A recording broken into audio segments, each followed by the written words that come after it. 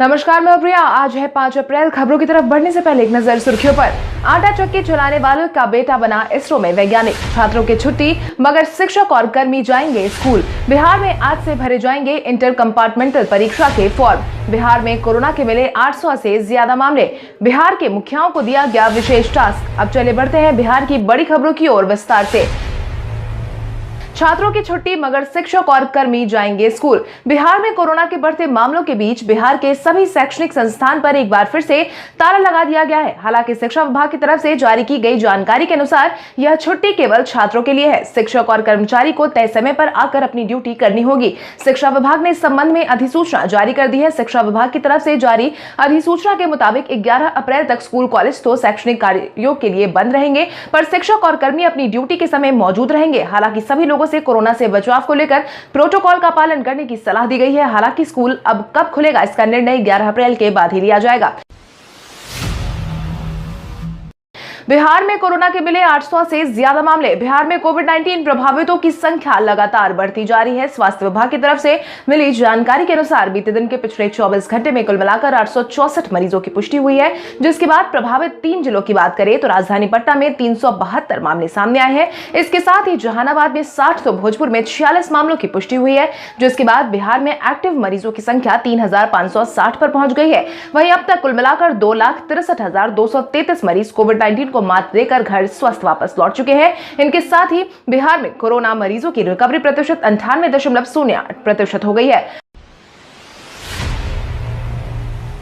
बिहार में आज आ सकते हैं मैट्रिक परीक्षा के रिजल्ट। बिहार में इंटर परीक्षा के बाद मैट्रिक के परीक्षार्थियों को अपने रिजल्ट का बेसब्री से इंतजार है, जिसके बाद आज रिजल्ट के आने की उम्मीद जताई जा रही है। मिली जानकारी के अनुसार शिक्षा मंत्री विजय कुमार चौधरी आज रिजल्ट की घोषणा कर सकते हैं। 10वीं का रिजल्ट मार्च में ही घोषित हालांकि किया जाना था, लेकिन होली के कारण नतीजे जारी करने में एक सप्ताह की देरी दर्ज की गई है। नतीजे जारी होने के बाद सभी परीक्षार्थी आधिकारिक वेबसाइट biharboardonline.bihar.gov.in पर जारी किए गए रिजल्ट को जाकर देख सकते हैं। 10वीं बोर्ड परीक्षा के विद्यार्थी परीक्षा परिणाम आने के बाद आधिकारिक वेबसाइट पर जाकर चेक कर सकते हैं। खबरों की माने तो टॉपर्स का वेरिफिकेशन विभिन्न मीडिया रिपोर्ट्स के अनुसार बीएसईबी ने पहले मूल्यांकन और अंक फीड करने का कार्य पूरा कर लिया है। डिस्ट्रिक्ट स्क्रीनिंग कमेटी की मंजूरी से कृषि यंत्रों की होगी खरीदारी। कृषि यंत्रों की खरीदारी के लिए अब डिस्ट्रिक्ट स्क्रीनिंग कमेटी से मंजूरी लेना अनिवार्य कर दिया गया है। प्रदेश के लघु एवं सीमांत किसानों के हितों को ध्यान में रखते हुए सरकार ने कृषि यंत्र बैंक की स्थापना में तेजी लाने का निर्देश जारी कर दिया है। मुख्यमंत्री हरित कृषि संयंत्र योजना के तहत जून में 2009 से 27 पैक्सों में कृषि संयंत्र बैंक स्थापित किए जाएंगे। प्रत्येक जिले में कृषि यंत्रों की खरीद में पूरी पारदर्शिता बरती जाएगी और डिस्ट्रिक्ट स्क्रीनिंग कमेटी गठित कर दी गई है, जिसकी स्वीकृति से कृषि यंत्रों की खरीदारी होगी। इसके साथ ही यह भी ध्यान दिया जाएगा कि कृषि यंत्रों की खरीदारी में किसी प्रकार की गड़बड़ी ना हो। इसको लेकर सहकारिता विभाग ने सभी जिलों में डिस्ट्रिक्ट स्क्रीनिंग कमेटी गठित कर दी है, जिसकी मॉनिटरिंग मुख्यालय स्तर पर की जा रही है। आटा चक्की चलाने वाले का बेटा बना इसरो में वैज्ञानिक। बिहार में प्रतिभाओं की कोई कमी नहीं और इसका प्रमाण समय समय पर बिहार में देखने को मिल रहा है। इसी क्रम में अब बिहार में एक युवा ने अपने नाम एक नया कीर्तिमान दर्ज किया है, जिसके तहत गया शहर के खरखुरा मोहल्ले के रहने वाले महेंद्र प्रताप के बेटे सुधांशु ने अपनी मेहनत और लगन से सफलता की एक नई इबादत लिखी है। देश भर में कुल 11 अभ्यर्थियों का चयन इसरो ने किया, जिसमें से गया के रहने वाले सुधांशु भी शामिल है। अपनी दिन रात की मेहनत से सुधांशु इसरो के वैज्ञानिक बन गए हैं, जिसके बाद अब सुधांशु का परिवार भी सुधांशु की सफलता पर गर्व कर रहा है। नीतीश सरकार ने नियोजित शिक्षकों को दिया बड़ा तोहफा। नियोजित शिक्षकों के लिए खुशखबरी। मुख्यमंत्री नीतीश कुमार ने सभी नियोजित शिक्षकों को बड़ा तोहफा देते हुए उनके वेतन में 15% की बढ़ोतरी कर दी है। बढ़ती महंगाई के बीच शिक्षा विभाग में कार्यरत शिक्षकों के वेतनमान में 2500 रुपए से लेकर 4500 रुपए तक बढ़ाने का मन बनाया गया है। सरकार के इस फैसले से लगभग 2.25 लाख शिक्षकों को काफी ज्यादा फायदा मिलने वाला है। माध्यमिक शिक्षा विभाग के इस फैसले से शिक्षकों को फायदा मिलने की उम्मीद भी जताई गई है। पिछले साल कैबिनेट के फैसले से मूल वेतन में 15% की वृद्धि की गई है, जो कि अप्रैल महीने से शिक्षक और पुस्तकालयाध्यक्ष पर लागू है। आपकी जानकारी के लिए आपको बता दें कि बिहार में पिछले साल जब शिक्षकों ने हड़ताल की थी, तब उनकी मुख्य मांगों में से एक वेतन वृद्धि भी थी।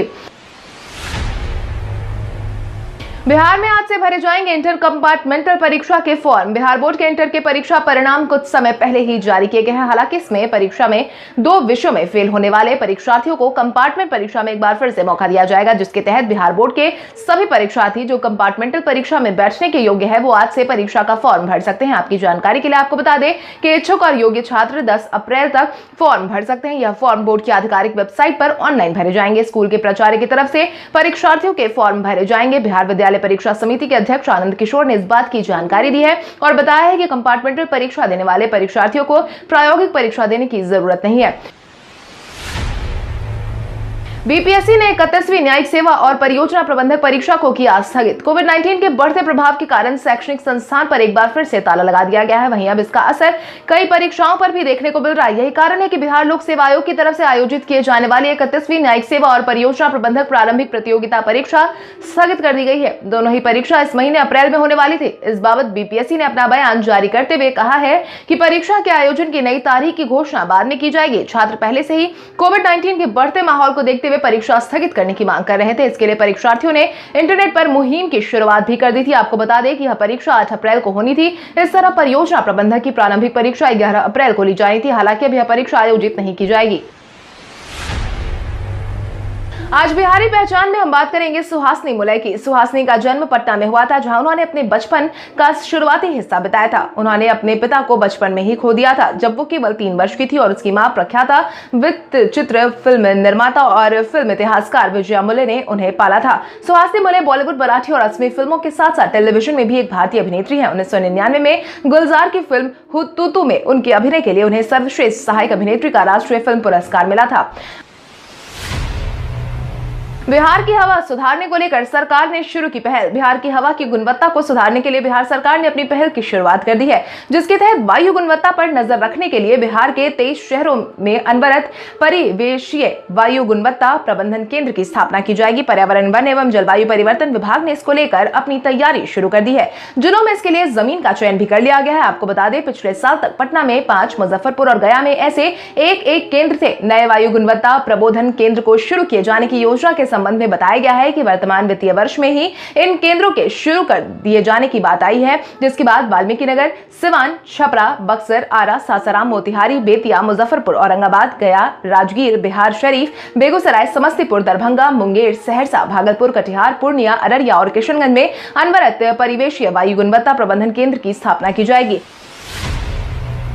बिहार की संचिता बसु साउथ की फिल्मों में आएंगी नजर। बिहार के सिमरी बख्तियारपुर के सितुवाहा पंचायत के महादेव मठ गांव की छात्रा संचिता बसु को साउथ की फिल्म में लीड हीरोइन की भूमिका निभाने का मौका मिला है। आपको बता दें, संचिता बसु ने पहले तो टिकटॉक स्टार के रूप में अपनी पहचान बनाई थी। उसके बाद स्नेक ऐप पर सिंगिंग और डांस के क्षेत्र में उनके 11 मिलियन फॉलोअर्स बने हैं। एक छोटे से गांव से निकली इस लड़की के इस प्रतिभा के सभी लोग कायल हो चुके हैं। उनके सफलता पर गांव के सभी लोगों में खुशियों का माहौल है। उन्होंने बताया कि शुरू से वो अभिनय के क्षेत्र में अपना करियर बनाना चाहती थी। साउथ की फिल्म में लीड हीरोइन का रोल मिलने से उनका सपना सच साबित होने जैसा है।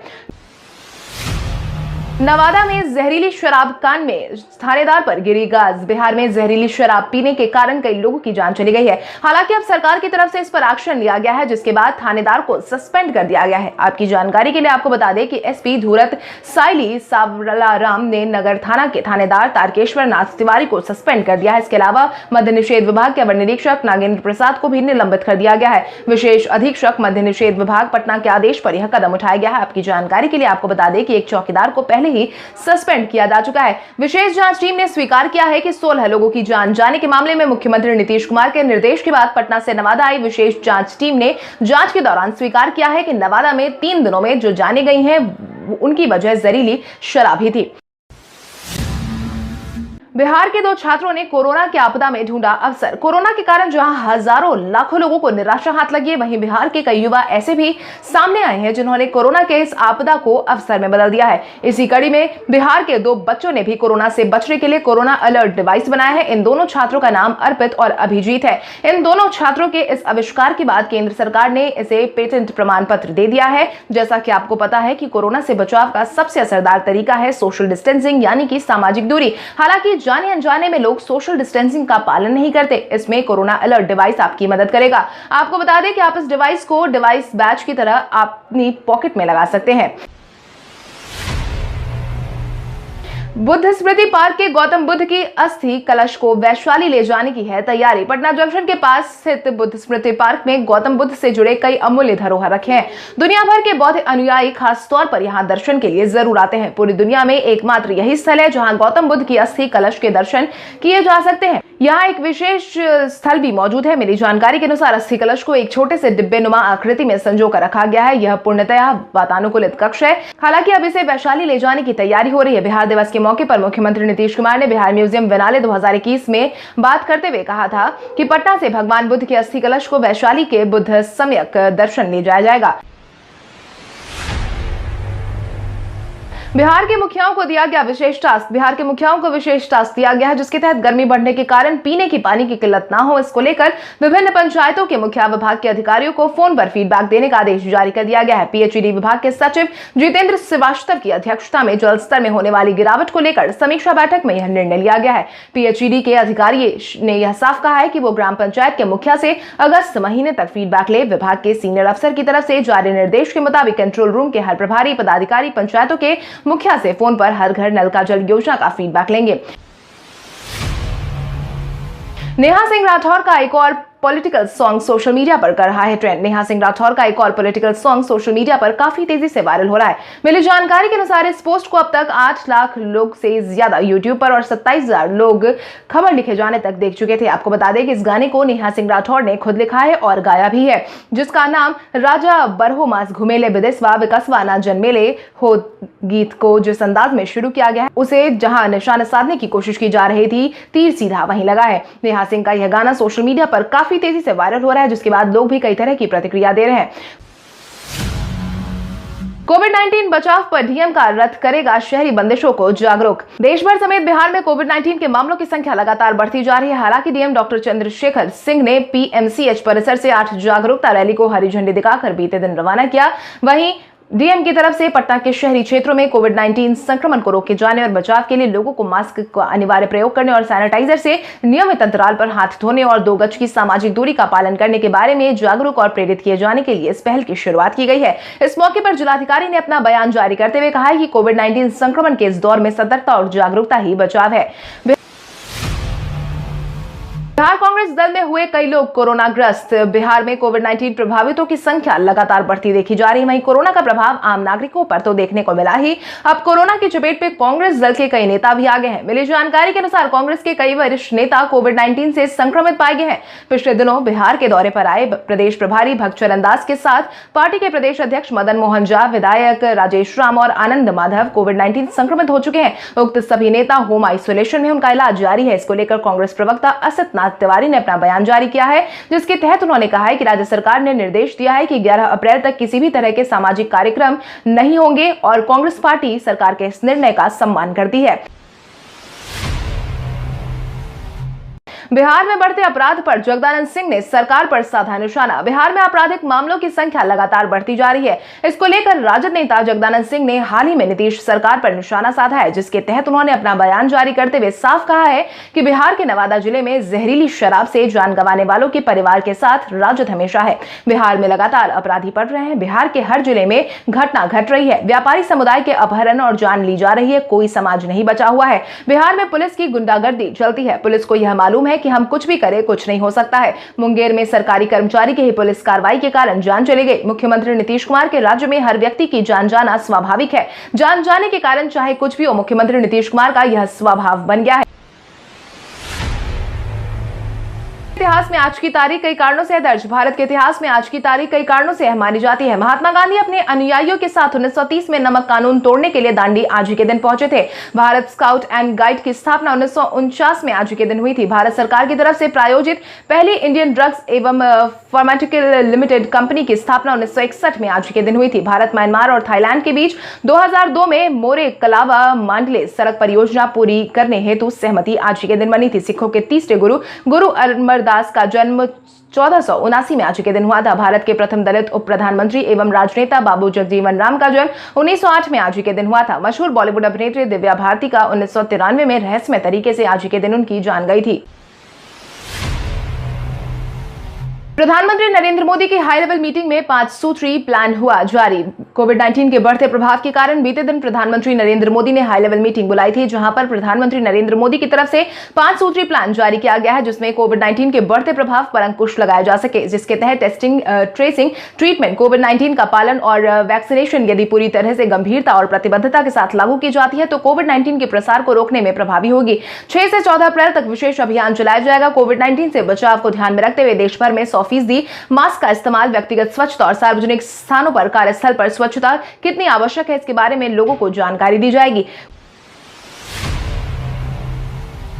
कोविड-19 ने बढ़ाई बीसीसीआई की चिंता। कोविड-19 का प्रभाव लगातार बढ़ते जा रहा है। देश भर में जारी किए जा रहे मामलों ने सरकार के साथ साथ अब बीसीसीआई की चिंता भी बढ़ा दी है।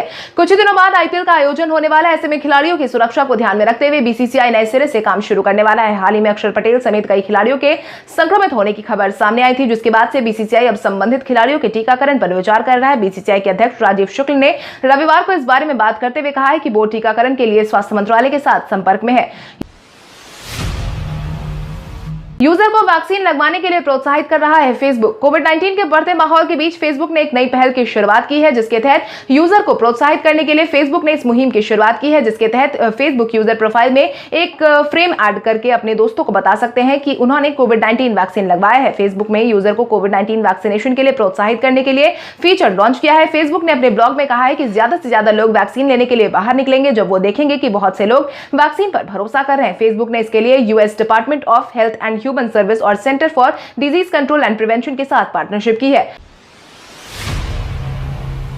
दिग्गज अभिनेत्री शशिकला ने 88 साल की उम्र में दुनिया को कहा अलविदा। दिग्गज अभिनेत्री शशिकला ने 88 साल की उम्र में दुनिया को अलविदा कह दिया है। वरिष्ठ राकंपा नेता प्रफुल्ल पटेल ने शशिकला के गुजर जाने पर शोक जताते हुए ट्वीट किया है कि दिग्गज अभिनेत्री शशिकला जी के निधन से गहरा दुख हुआ है। उन्होंने कई महत्वपूर्ण भूमिकाओं को निभाते हुए भारतीय सिनेमा में उल्लेखनीय योगदान दिया था। उनके परिवार के सदस्यों के प्रति मेरी हार्दिक संवेदना है। उनकी आत्मा को शांति मिले। इसके साथ ही कई और सेलिब्रिटीज ने भी शशिकला के गुजर जाने पर शोक संवेदना व्यक्त की है। आपको बता दें, शशिकला अगस्त 1932 में जन्मी थी और उन्होंने बॉलीवुड फिल्मों में सपोर्टिंग और नेगेटिव रोल के साथ अपने अभिनय की छाप छोड़ी थी।